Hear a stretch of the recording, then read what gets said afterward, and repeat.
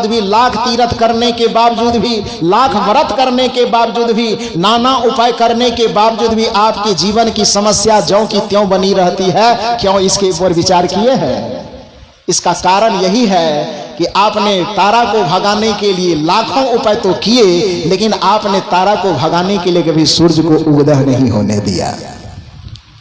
सूर्य का आगमन आपके जीवन में तभी होगा जब आपके जीवन में आत्मज्ञान आए।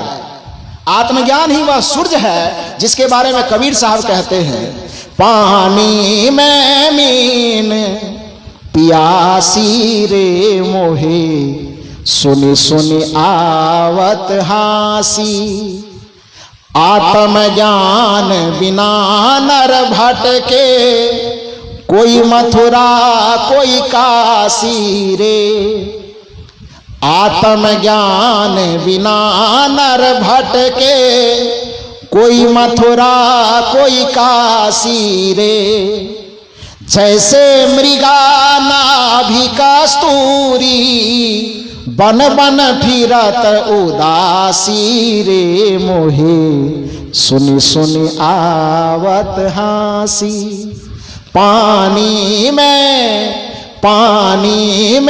मीन पियासी रे मोहे, सुनी सुनी आवत हासी।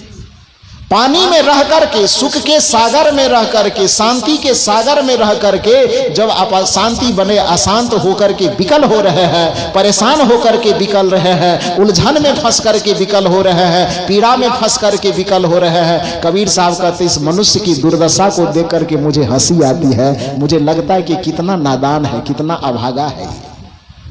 जगमगाना चाहिए था इसके सूरज को, तो ये लाठी भाला लेकर के तारा को भगाना चाहता है। पैदा करना चाहिए था आत्मज्ञान को, तो व्रत के नाम पे, तीर्थ के नाम पे, पूजा के नाम पे, पाठ के नाम पर भटक रहा है।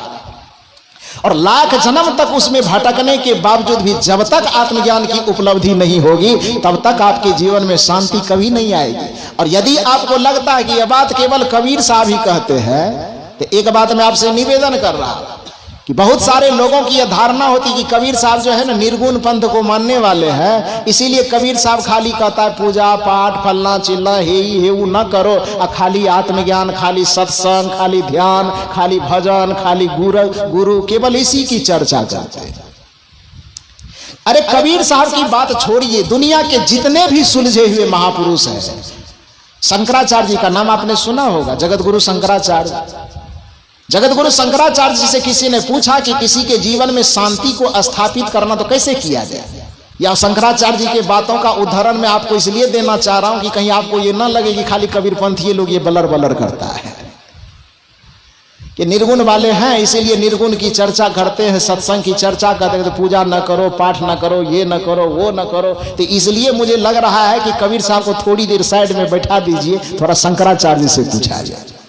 जगत गुरु शंकराचार्य जी कहते हैं कि वदंतु शास्त्राणि यजंतु देवान, चाहे कोई दिन रात शास्त्रों का पठन पाठन करते रहे, यजंतु देवान, चाहे देवताओं के नाम पर कितना भी यज्ञ हवन पूजा पाठ करते रहे, वदंतु शास्त्राणि यजंतु देवान, कुर्वन्तु कर्माणि भजन्तु देवता, चाहे कर्मकांड के नाम पर जीवन भर कर्मकांड करते रहे, चाहे देवताओं का पिछलग्गू बना घूमता रहे, लेकिन जब तक आत्मज्ञान की प्राप्ति नहीं होगी तब तक 100 ब्रह्माओं के बीत जाने के बावजूद भी मनुष्य का कल्याण नहीं होगा, मनुष्य का उद्धार नहीं होगा।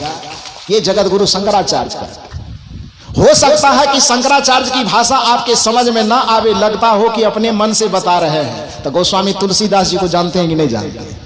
गोस्वामी जी कहते हैं कि जड़ और चेतन की ग्रंथि जो पड़ गई, इसी ग्रंथि को माया की ग्रंथि कहा जाता है।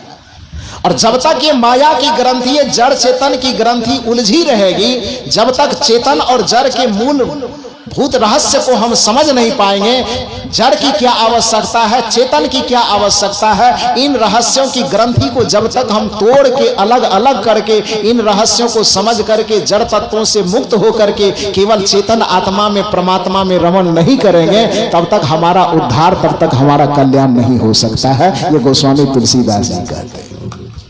गोस्वामी जी की भाषा में सुनिए तो वो कहते हैं, जड़ चेतन ग्रंथि पड़ गई, यद्यपि मृषा छूटत कठिनाई, गोस्वामी जी कहते हैं ये जड़ और चेतन का जो ग्रंथि है यद्यपि यह मिथ्या है लेकिन छूटना बड़ा कठिन है। और जब तक ये जड़ और चेतन की ग्रंथि छूटेगी नहीं तब तक पाखंड खत्म नहीं होगा।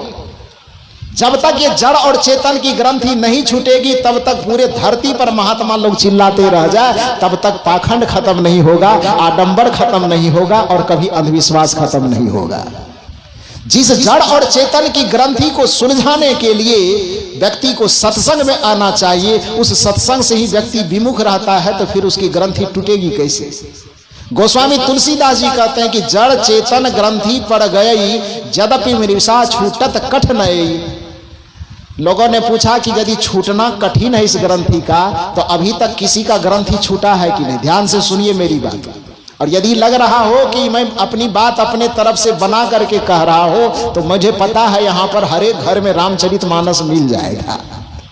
वो रामचरितमानस के पन्ने को पलट करके इतना दिन चाहे जितनी बार पढ़े हो, एक बार मेरे नजरिए से, मेरे दृष्टि से, मेरे कहे गए बात के अनुसार जाकर के रामचरितमानस पलटिएगा तो शायद कबीर साहब के प्रति यदि आपके मन में दुविधा होगी तो आज से वह दुविधा खत्म होने वाली है।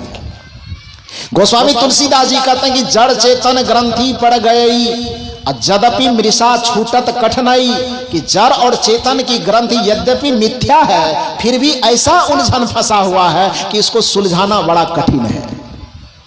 लोगों ने पूछा कि यदि सुलझाना कठिन है तो आज तक किसी का सुलझा है कि नहीं सुलझा है। गोस्वामी जी से पूछा गया तो गोस्वामी जी ने कहा कि सुलझाने की कोशिश तो बहुत हुई है, वेदों के द्वारा, शास्त्रों के द्वारा, पुराणों के द्वारा, पोथियों के द्वारा इतना समाधान बताया गया है और उस पोथी पुराण पर गया पंडित जी के हाथ में तो पंडित जी बेचारा सुलझाने के बजाय अपना रोजगार चलाने में उसको थोड़ा और उलझा दिया। ये मैं नहीं कह रहा हूं, ये गोस्वामी जी कहते हैं। यदि आप कहेंगे कि इसका प्रमाण गोस्वामी जी की भाषा में दीजिए तो सुन लीजिए। गोस्वामी तुलसीदास जी कहते हैं श्रुति पुराण बहु कहे उपाई छुटई न अधिक अधिक अरुझाई। गोस्वामी जी से पूछा कि सुलझाने का उपाय हुआ है कि नहीं हुआ है। गोस्वामी जी ने कहा उपाय तो इतना हुआ है कि 4 वेद लिख दिया गया, 18 पुराण लिख दिए गए, रामायण लिख दी गई, गीता लिख दी गई, बहुत सारे चीज लिख दिए गए, लेकिन उन उपायों के बावजूद भी छूटा नहीं, क्योंकि वह उपाय ऐसे लोगों के हाथ में पड़ गया, वो ग्रंथ ऐसे लोगों के हाथ में पड़ गया कि जो ग्रंथ आदमी के बुद्धि को सुलझाने के लिए बना था, उस ग्रंथ का उपयोग जो परजीवी लोग थे वो लोग अपना धंधा और रोजगार चलाने में उसका ऐसा दुरुपयोग किया कि आदमी को छुड़ाने के बजाय और जाकर के पेंच में उलझा दिया। फिर गोस्वामी तुलसीदास जी से पूछा कि ठीक है तो अभी तक कोई सुलझने का उपाय निकला है कि नहीं निकला। यदि वेद से भी उलझ गया आदमी, शास्त्रों से भी उलझ गया आदमी, कर्मकांडों से उलझ गया आदमी, तो अभी तक सुलझने का कोई रास्ता निकला है कि नहीं निकला है। गोस्वामी तुलसीदास जी ने कहा कि हाँ निकला है।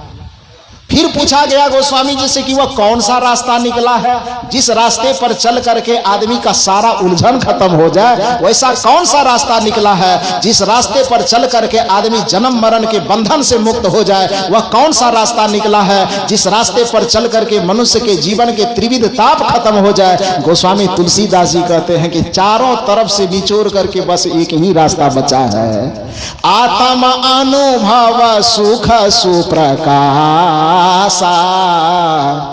तब भव भेद भरम सब नासा। इस श्लोक का अर्थ आप ही करेंगे कि हम कर दें जी? इस चौपाई का अर्थ आप करेंगे कि हम कर दें? कर दें। गोस्वामी तुलसीदास जी कहते हैं कि श्रुति पुराण बहु कहे उपाई छुटई न अधिक अधिक अरुझाई। लेकिन उस शास्त्रों के चक्कर से, पोथी पुराणों के चक्कर से जो छूट करके एक जगह पर आ गया। कहाँ? जो रास्ता कबीर साहब बता रहे हैं कि आत्म ज्ञान बिना नर भटके, कोई मथुरा कोई काशी रे। गोस्वामी तुलसीदास जी करे कि अब हमसे नहीं संभलेगा, कबीर साहब के पास चलिए। और गोस्वामी जी कबीर साहब के सुर में सुर मिलाते हुए कह रहे हैं कि आत्म अनुभव सुख सुप्रकाश तब भव भेद भरम सब नासा। जिस दिन आदमी कर्मकांडों के चक्कर से, पोथी पुराणों के चक्कर से मुक्त होकर के सत्संग से प्रीति करेगा, गुरु से प्रेम करेगा और सत्संग में अपने चित्त को रमा करके आत्म तत्व की अनुभूति के मार्ग पर चलना आरंभ कर देगा, उसी दिन से उसके जीवन से भरम भय और संसार का अंत हो जाएगा। उसी दिन उसके जीवन में सुख और शांति का प्रादुर्भाव हो जाएगा।